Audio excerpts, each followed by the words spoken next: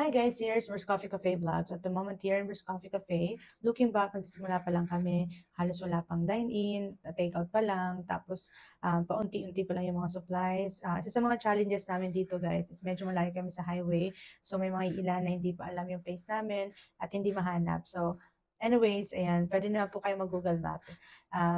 Ayun, hopefully, mas mapa-improve pa natin ang Burst Coffee Cafe at mas marami pang anniversary yung pagsasamahan natin. Okay, sa patuloy ng support, lalo na sa online, grabe yung support nyo guys sa online.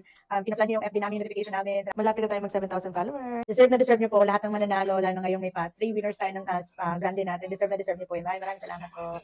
Hi guys, here's Mer's Coffee Cafe Vlogs. At the moment here in Mer's Coffee Cafe, looking back, nagsimula pa lang kami, halos wala pang dine-in, take-out pa lang, tapos paunti-unti pa lang yung mga supplies. Isa sa mga challenges namin dito guys is medyo malayo kami sa highway, so may mga ilan na hindi pa alam yung place namin at hindi mahanap. So anyways, ayan, pwede na po kayo mag-Google Map.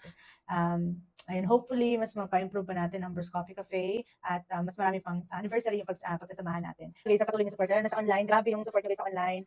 Pinaplan nyo yung FB namin, yung notification namin. Malapit na tayo mag 7,000 followers. Deserve nyo po lahat ng mananalo, lalo na ngayong may 3 winners tayo ng grande natin. Deserve nyo po yun. Maraming salamat po.